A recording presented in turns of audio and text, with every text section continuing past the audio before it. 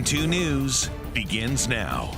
Thank you for joining us on KREM 2 Plus. I'm Tim Pham. This is your KREM 2 News Week in Review. Join us as we take a closer look at some of the biggest stories in the Inland Northwest this past week. In a unanimous vote, Spokane City Council members passing an emergency ordinance several weeks before the state's existing drug laws expire.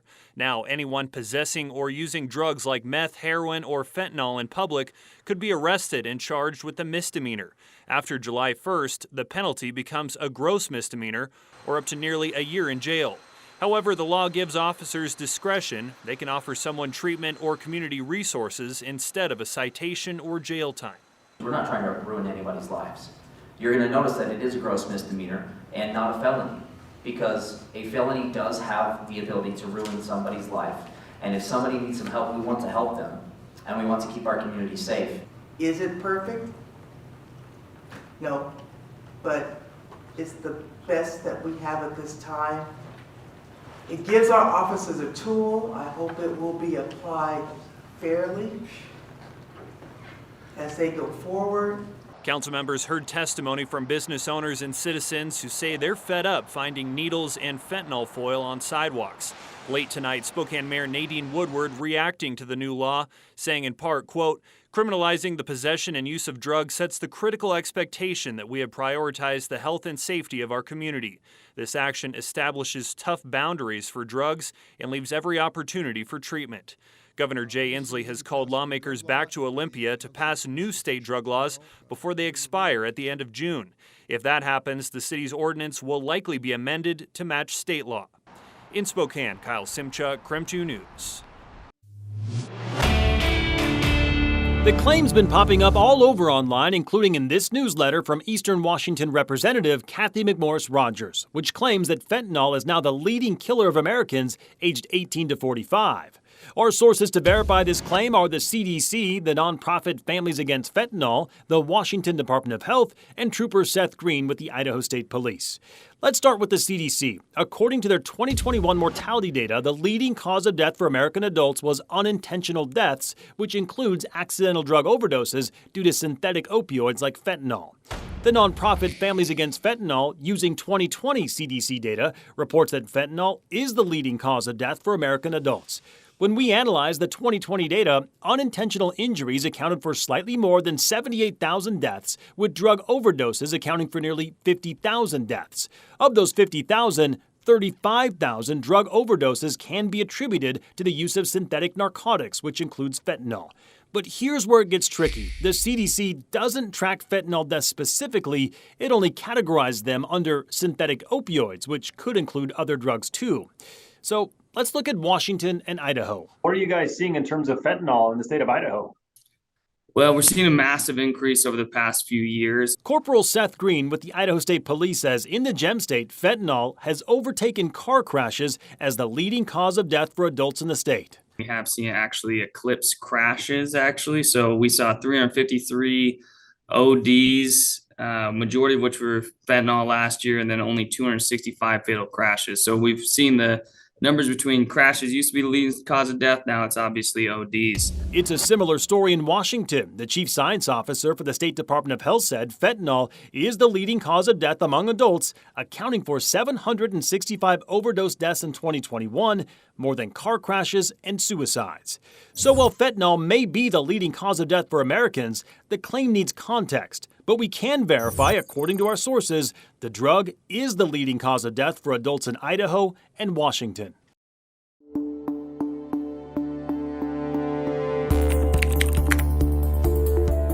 Kootenai County Prosecutor Stanley Mortensen says it was blatantly obvious Dean's level of force was reasonable and proportional to the threat at the time. Just over 1 month ago, CDA police officers responded to a deadly shooting at the Silver Lake Plaza parking lot. KREM 2 News was there and spoke to witnesses about what they saw and heard. Super loud shots, like a gun or fireworks, and louder than I've ever heard before. CDA police spent weeks on the investigation before bringing the case to the Kootenai County prosecutor. After weeks of his own review, County Prosecutor Stanley Mortensen determined James Dean would not be charged for killing Shane Brown. Dean responded to Mr. Brown's escalation. In Idaho, citizens have the right to defend themselves and to prevent themselves from becoming victims. And so Mr. Dean was acting lawfully. Allegedly, Brown drove his car toward Dean, putting him on the hood. That's when Mortensen says Dean fired his gun 5 times. Mr. Dean's subjective belief that he felt threatened was reasonable and objective at that time, and that's the reason why what he did was justified. And his level of force, his response was reasonable and proportional. The deadly threat, deadly response. Mortensen says he had only one side of the story, but additional evidence helped fill in the gaps. There were 2 cell phone videos that captured a fair amount of the confrontation.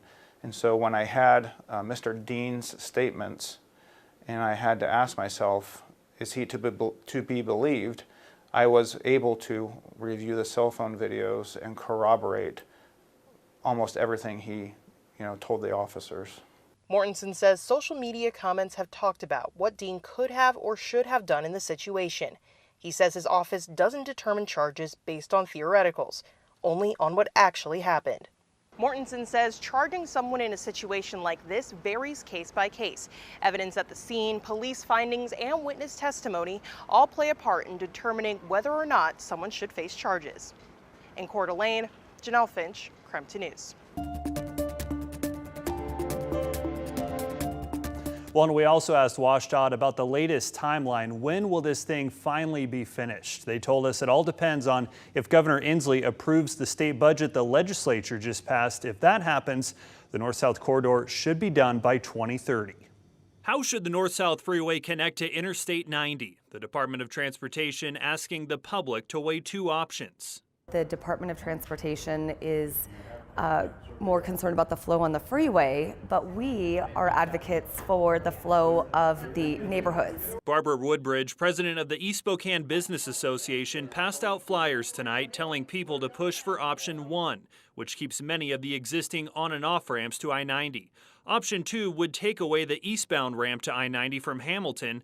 Traffic would be diverted onto 3rd Avenue. Cause more congestion in the neighborhood areas, and as we know, that's not safe.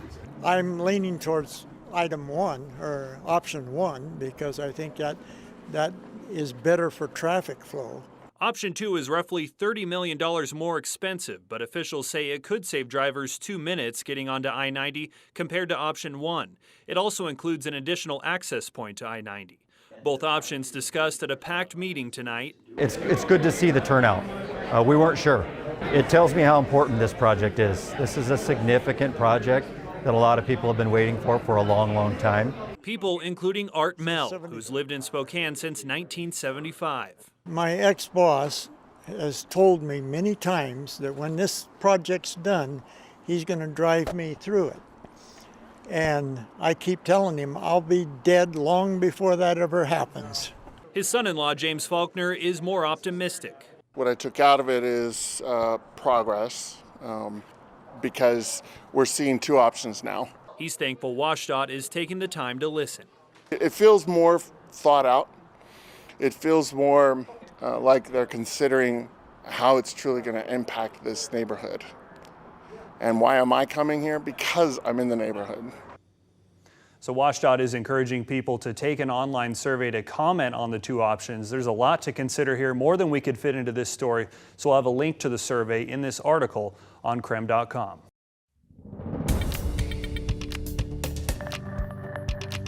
The Spokane River is rising, and people can see it. It's getting pretty high. It's getting up higher every day, it looks like. Right now, the Spokane River is spilling onto parts of the Centennial Trail. This water may only be just a few inches deep, but don't be fooled. This isn't something you want to play in. Most trailgoers say the current state of flooding doesn't faze them, but Wayne Lucas isn't taking the situation lightly.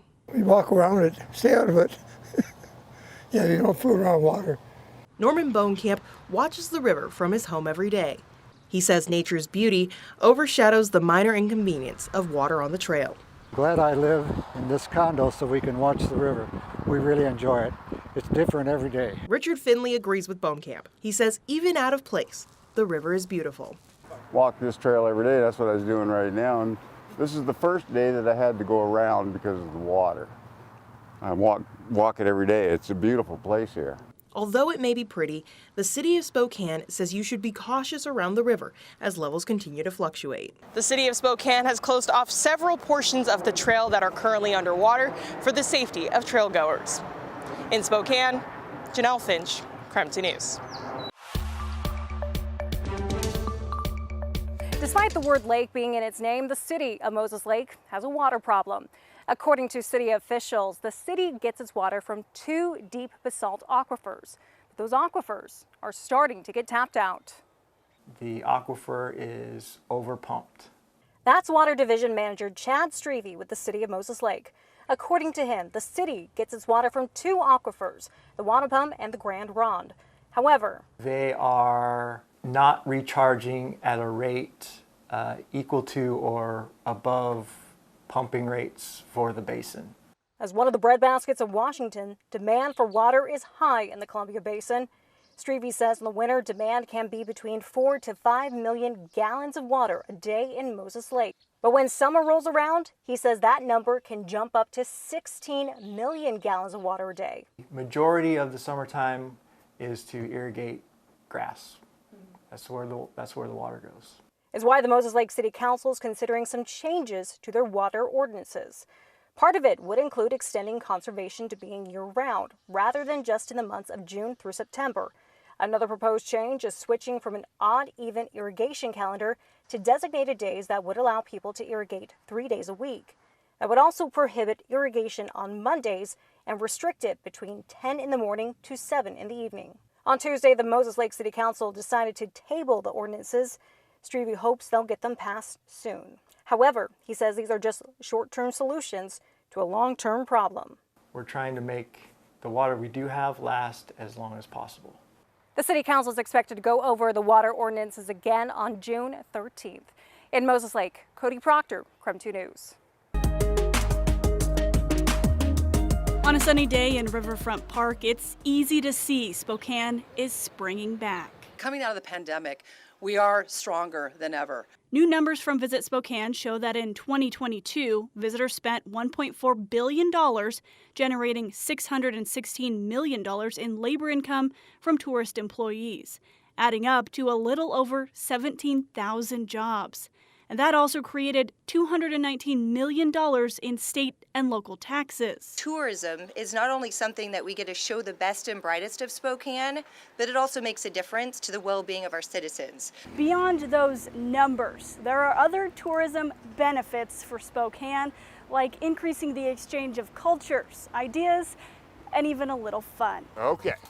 Then we'll get you some trout. Robert Hetner's hot dog cart has pulled in tourists near Riverfront Park for 11 years. Or maybe it's the hat. Very much so. I've been wearing this for almost 10 years now, and if I don't put the hat on, somebody will stop and wonder why something's wrong. But during the height of the pandemic, even that couldn't help him. Very painful. With the loss of tourism and half his season. About half of each year, 2020 and 2021, I was allowed to be out here. How you doing, brother? Good, how are you? So Robert's doing good. Yes, business is better now than it was before the pandemic. Especially since Spokane is coming back by planning ahead for big events like the 50th celebration of Expo 74. All sorts of convention businesses, and obviously the 50th anniversary is going to be another big thing downtown. Big things ahead. You're going to have everybody down there. Let's hope he's got enough dogs. Shannon Mowdy. That's what I'm afraid of. Creme 2 News. I'm standing by the clock tower in Riverfront Park. It's one of the few remaining structures left from Expo 74, and it might be surprising to hear about the group of people that built the World's Fair. It's been almost 50 years There's a lot of pain that is associated. since Expo 74 took over Spokane. Asian Americans helped build what Spokane is, and especially our historical landmarkers that we have now. Vina Cathcart has lived in Spokane her whole life. She wonders why more people don't know about the group of people that made Spokane's World's Fair possible. A lot of the Asian Americans were not included in that story. Asian Americans were responsible for most of the work to create the World's Fair. Most laborers worked on the railroad. Even before Expo 74, when everything we're standing on was a rail yard. But when the World's Fair arrived, those same laborers transitioned to build Expo 74. That group of people really came in and did the hard labor. The city announced plans for a 2-month-long celebration for the 50th anniversary of the World's Fair. All of our community, the chance to tell the story of the impact of the fair. Program manager Matt Santangelo hopes to tell those lost stories. Part of the World's Fair is recognizing the impact, good, bad, and indifferent. And that's part of our goal for this next year, the 50th celebration. In 1974, Spokane was the smallest metropolitan city to host a World's Fair. Chinese immigrants work hard to provide for their family. Even though they aren't widely recognized, Wei Ling Ju says Spokane's Chinese population should be proud. The Expo was one of the testimony of the success of our community, and I'm so proud that the Chinese community has been a significant part of it. As for Vina, she's excited to see kind of how we rectify history a little bit, not necessarily rewrite it, but acknowledge all of these past voices. Some of the structures from the World's Fair still exist, including the clock tower and the pavilion. The 50th anniversary celebration starts in May of next year, and for 2 months, Riverfront Park will be transformed to honor Expo 74. In Spokane, Nathan Hyun, Creme 2 News. This is one we've been following for you for a while. A bill that allows cities to build multifamily units like duplexes and townhomes in more places. It's something Spokane was actually first to do in Washington, and now the entire state is looking to follow the city's example. I was happy to sign this bill. Congratulations to everybody signing this bill. After more than a year of work in the legislature, Governor Jay Inslee has signed a bill aimed at filling Washington's missing middle housing. We've had 1 million new Washingtonians move into the state in the last decade, and we simply have not built enough housing for them to live in. The bill allows multifamily units like duplexes and triplexes up to 6plexes in areas typically reserved for single-family homes. It also prioritizes more affordable units and placing them along transit routes, so that people have choices for different types of affordable housing at their price point. It's something Spokane already allows citywide. City Council member Zach Zappone says Spokane's just running out of lots to build on. This new law allows more to be done with less. We can create more units in a smaller amount of space. It becomes denser, which creates better use of infrastructure like sidewalks and bike routes and accessing our local neighborhood business district. Since Spokane's local legislation passed last August, there are nearly 300 new units in pre-development. 19 units have gotten permits, ready to be built. These are slow changes, but it provides another tool in the toolkit for people to use to address our affordable housing. Zappone says in Spokane, many of those units will be either new development or converting large homes that actually used to be multifamily housing back into fourplexes. Shannon Mowdy, Creme 2 News. Well, council members suspended their own rules tonight, passing this ordinance on the very first reading. Officials say there's a growing number of these illegal businesses, and with them, drug use, prostitution, and human trafficking. Spokane Valley Police will now have the authority to enter massage businesses in the city to verify people providing services are allowed to and hold valid licenses.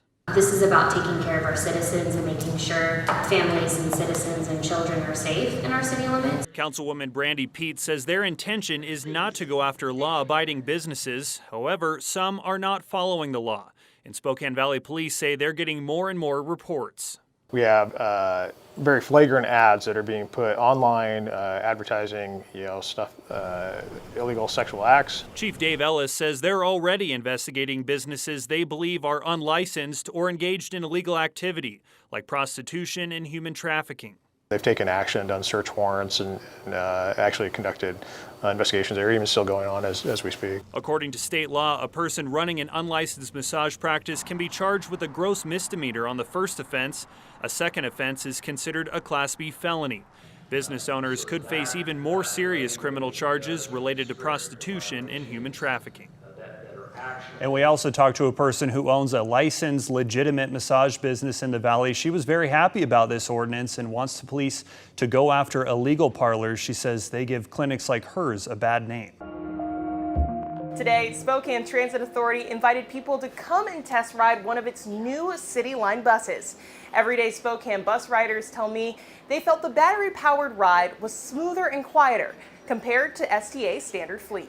When people think about their ideal transit system, several details can come to mind. Ease of use, safety is probably a big concern for everybody. This is what STA wants to hear and consider ahead of the City Line launch. In just over 2 months, STA says battery electric zero-emission buses will be in full operation. This is a great way to move people through the community. It's something bus riders say they're looking forward to. I've been wanting to ride this bus ever since I've seen it come out.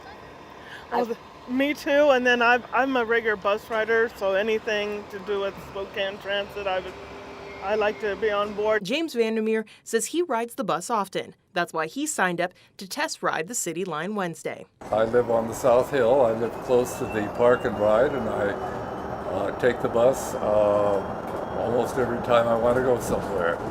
STA says the ride is about an hour from end to end. And connects Browns Addition all the way here to SCC through Gonzaga, downtown, with high-frequency service. Test riders got off the bus excited about the line's official launch. It was quiet. It was fast. I didn't have to wait very long to get on. I like the map in the bus that shows you where it's going. That was actually a thing that is nowhere else on other buses. STA says it ran over 6 million rides last year. It says the City Line will reduce traffic congestion and bring in an estimated $175 million to Spokane over the next 20 years. STA is planning to celebrate the launch of its City Line rapid transit system by providing riders with free rides for 7 weeks starting July 15th. In Spokane, Janelle Finch, Creme News.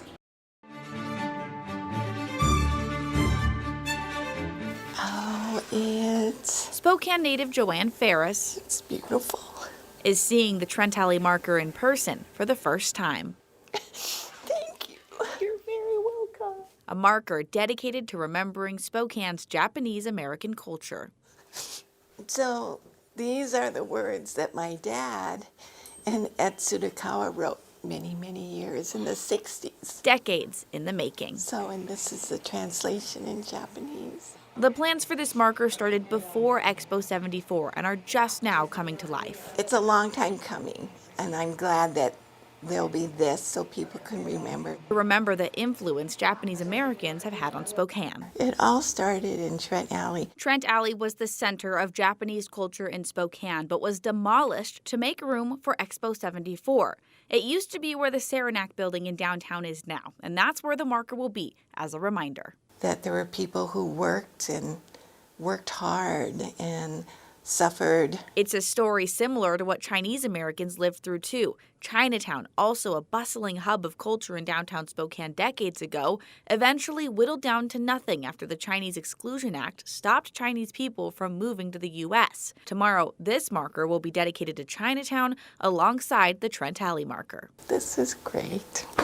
I'm so proud. Thank you. Helping moms and parents like me with the diapers helps us tremendously by helping us get, like I said, new shoes for our kids, new clothes. It helps tremendously if they could just donate just a little bit.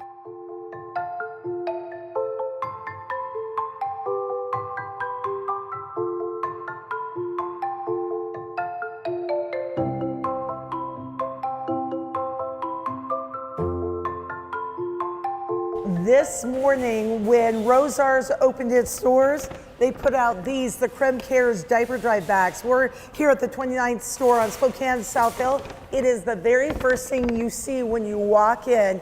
And if you take one of these to check out, they'll ring it up right on your grocery bill for $10, and it represents a week's worth of diapers and wipes for local families. So we're asking you through May 21st to support the Creme Cares diaper drive, because parents tell us that these diapers, which help keep their babies warm, safe, or dry, are a lifeline for them. And thank goodness that they have it, because I mean, I don't know what Vanessa's would probably do. I'm sure they couldn't afford it, you know what I mean, to just off of donations alone. Diapers are expensive, you know what I mean? This place is awesome. I couldn't think of a better place for people to donate money to, that's for sure, you know. Yeah, it's definitely a lifesaver for me. Also want to mention a big thank you to Washington Trust Bank. They kicked off the Creme Cares diaper drive with a $10,000 check. That's 1,000 diaper drive bags. Again, going to area families through Vanessa Behan, our local crisis nursery, which helps so many families. And what we're told by the folks at Vanessa Behan is that the diapers, not only do they of course keep a baby happy and dry and healthier, but that reducing stress of any kind can help reduce the incidence of child abuse. So it's our little part in making sure all our kids here in the community are happy and healthy and can live safe lives. So again, here are the facts. About 1 in every 3 families will need assistance throughout the United States with diapers, and Vanessa Behan is one of the biggest distributors of free diapers to local families. In the Creme Cares Diaper Drive, we supply those diapers with your help. So go to any area Rosars or Washington Trust Bank, make a donation, $10 buys a week's worth of diapers and wipes, and we'll make sure they go to local families. Reporting in Spokane, Laura Papetti, Creme 2 News. All the work has paid off. Nice. That was perfect. For Russell Grove. There's so many good golfers out there, and you know, it was just nice to finally kind of have a good few days and break through. Grove, who is the head golf coach at North Idaho College, has qualified for the PGA Championship. So I was super happy. Grove solidified his spot by placing in the top 20 at the PGA Professional Championships. A lot of people have helped me over the years in one way or another, and yeah, so it's just awesome for them to know their help has paid off. Grove has competed in qualifiers before, but this will be the first, so going straight to a major here. He's been the head golf coach at North Idaho College for 8 years. His players aren't surprised at his accomplishment. The team, we weren't entirely surprised. We had some expectation for him going into it. So coach said I can give a couple swings. I'm gonna give it a try. Now, I might not be the very best, but Russell Grove has played his entire life. Grove says he played pretty much every sport growing up, but golf was ultimately his passion. Tried out for the high school golf team and made it, and then kind of just continued to press. Before he coached at North Idaho College, weaken this so you're getting super strong. He was a golf pro at Avondale and Hayden Lake Golf Course. He just keeps building off of that, who he is as a person, putting in the hard work. NIC Athletic Director Sean Noel says he puts 110% effort in everything he does. So let's get that ball a little bit back. He's had the success that he's had here with our student athletes and our golf teams, and that's why I think he's seeing the success. And for what might be the biggest moment of his life, not really nervous, I would say. He just can't wait to soak it all in. I'll do my best on every shot, and ultimately that's all you can do. In Coeur d'Alene, Nathan Hyun. Super excited to play with the best players in the world. Creme 2 News.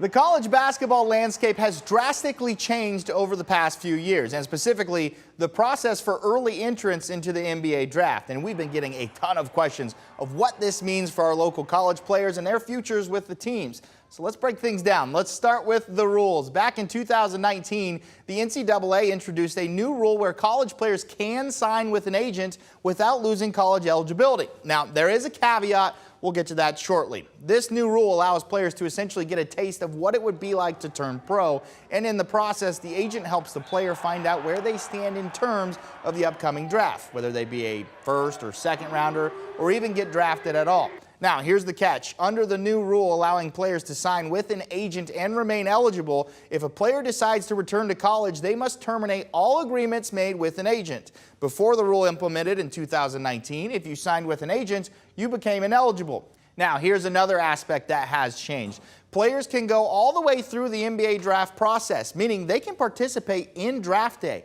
And if they go undrafted, they are able to return to college. Of course, this is for early entrance. The one stipulation being to do this, you must have participated in the NBA Draft Combine. To return, the athlete must inform the school's athletic director by 5 p.m. the Monday after the draft. Again, before the 2019 rule changes, if a player entered the draft, their college eligibility was lost. If a player enters the draft and is drafted by a team, they lose their college eligibility. You can't be taken by a team and then decide, hey, you know what, I want to go back to college. This protects NBA teams and their draft picks. A player can't go back to college to raise their draft stock if they're unhappy with where they were taken. In total, a player can enter the NBA draft 3 times. There is a limit set on withdrawing twice. So the 3rd time you enter, you cannot return to college. If you'll remember, this was a part of the drama around Malachi Smith entering the draft, where reports were out that this was his 3rd time declaring, but this was actually his 2nd time. So he can return to college basketball if he decides to. The next time he enters the draft, it is final.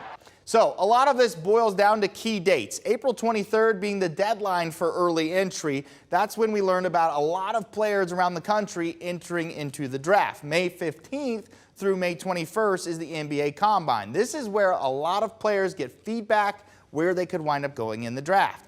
May 31st is the deadline to withdraw from the draft. For example, this was the day Drew Timme decided to return to Gonzaga for last season. If he were to have stayed in the draft and was taken in the late 2nd round and wasn't happy with that spot, he wouldn't have had the opportunity to return to Gonzaga. This is a day a lot of players decide to withdraw from the draft.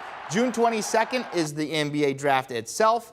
And then Monday, June 26th at 5 p.m. is the deadline for undrafted players to inform their schools they wish to return.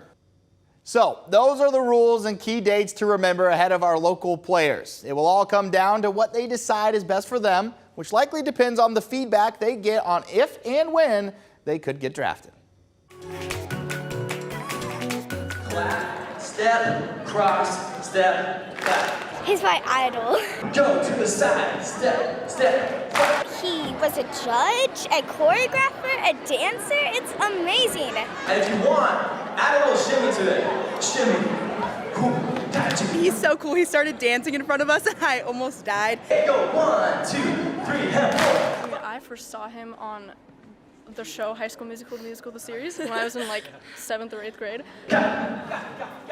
When I like found out that this was happening, I was like what?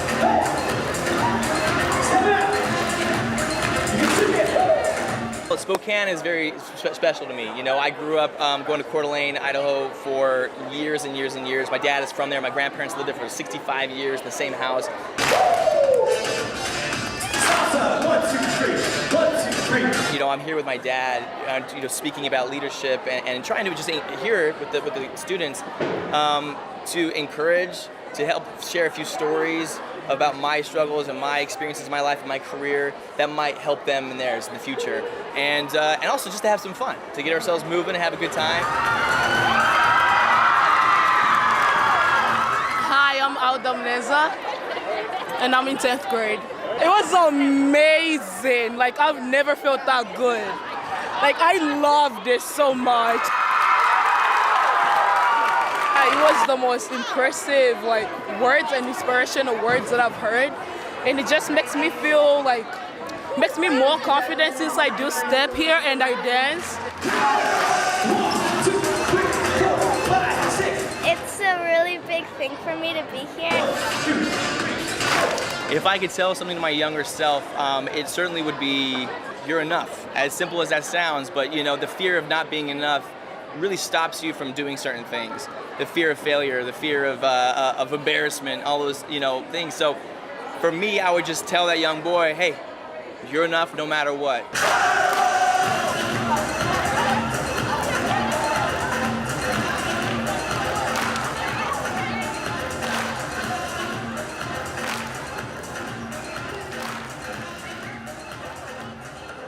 Thank you for joining us here on Creme 2 Plus for a look at some of the biggest news stories of the past week. For the most current news throughout the weekend, you can watch our latest newscast right here on Creme 2 Plus. Just look for them in the bottom navigation menu. I'm Tim Pham. Thanks for watching.